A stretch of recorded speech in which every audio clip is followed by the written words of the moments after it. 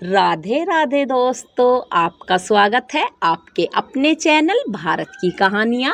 अगर आप हमारे चैनल पर नए हैं तो पहले चैनल को सब्सक्राइब कीजिए। आइए आज की कहानी शुरू करते हैं, जिसका नाम है एक खास सजा। सबाना घर की सबसे छोटी बेटी थी, पर छोटो जैसा लाड उसे कभी नसीब ही नहीं हुआ।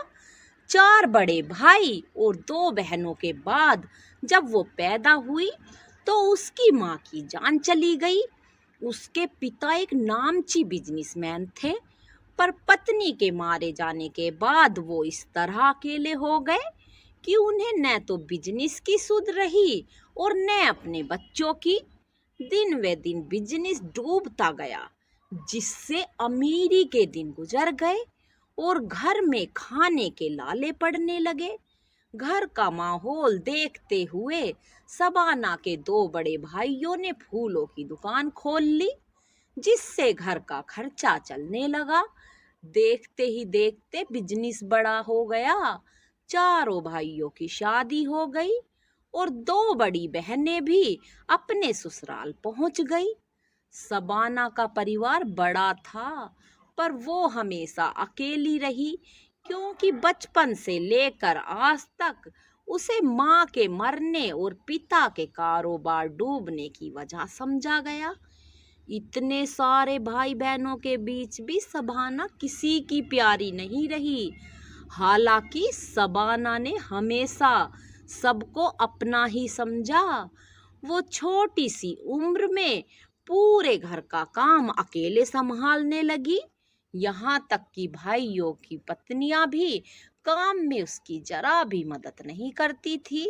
एक दिन सबाना के पिता को अचानक दिल का दौरा पड़ गया और अस्पताल के घर से लौटने के बाद उन्होंने अपने लड़कों से कहा, मेरी जिंदगी का अब कोई भरोसा नहीं। तुम सब बड़े हो गए और तुम्हारे घर भी बस गए, पर मेरी बेटी सबाना तो बचपन से सिर्फ ताने ही झेल रही है। मैं चाहता हूँ कि मेरे जीते जी उसकी जिंदगी में कोई उसे प्यार करने वाला आ जाए। तुम लोग कोई अच्छा सा लड़का देखकर उसकी शादी करा दो। अपने पिता को जिंदगी में पहली बार खुद की फिक्र करता देख सबाना को बड़ी राहत मिली। पर अब मुसीबत ये थी कि सबाना पहले से ही एक लड़के को बहुत पसंद करती थी। वो लड़का सबाने के तीसरे भाई का साला था, इसीलिए उसका घर में आना जाना लगा रहता। प्यार दोनों तरफ से था, पर सबके सामने कहने की हिम्मत किसी में नहीं थी। उधर पिता के कहने पर उसके चारों भाई अपनी अपनी पहचान में से एक एक रिश्ता ले आए। अब घर में इस बात पर बहस होने लगी कि कौन सा रिश्ता ज्यादा बेहतर है। बहस धीरे धीरे मनमुटाव बनने लगी। भाइयों ने एक दूसरे से बात करना ही छोड़ दिया।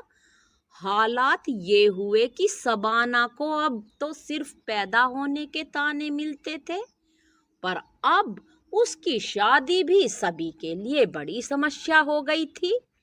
अपनी वजह से अपने भाइयों और परिवारों में यूं झगड़ा होता देख सबाना से रहा नहीं गया। उसने हिम्मत की और अपने पिता से जाकर बोली, अब्बा, मैं जानती हूँ मैं आप सबके लिए हमेशा से दुख की वजह रही हूँ, पर अब यूं अपने भाइयों और भाभियों को मेरी शादी के लिए लड़ता देख मुझसे रहा नहीं जाता। आप मेरी शादी का ख्याल ही छोड़ दीजिए। बेटी की बात सुनकर पिता का सालों पुराना प्यार एकदम बाहर आ गया। ना बेटा, ऐसा नहीं कहते। जब तेरे सारे भाई बहनों के घर बसे हैं तो मैं तेरा भी जरूर करूंगा। उसके लिए मेरे पास एक तरीका है। सुन, तू अपने भाइयों के लाए हुए सारे रिश्तों के लिए मना कर दे। जब तेरी शादी उन चारों के आते हुए रिश्ते से नहीं होगी तो लड़ाई खुद ब खुद सुलझ जाएगी। और मैं तेरे लिए खुद अपनी पसंद का रिश्ता लेकर आऊंगा। फिर इन बूढ़ी हड्डियों को चाहे जितना भी भटकना पड़े। पिता ने अपनी बेटी को गले लगाते हुए कहा। शबाना पहली बार अपने पिता के गले लगी थी और बहुत खुश भी थी।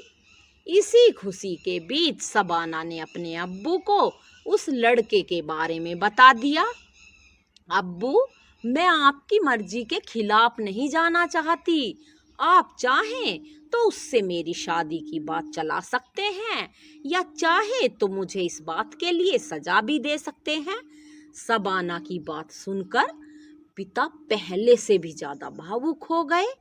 उन्होंने शबाना के माथे को चूमते हुए कहा, पगली, बचपन से सजा भुगतती आई है और अब भी सजा की बात करती है। चल जा, तेरी सजा ये है कि तेरी शादी उसी से होगी जिससे तू चाहती है। एक साथ इतनी खुशी देखकर शबाना रो पड़ी और अपने अब्बू के गले लग गई।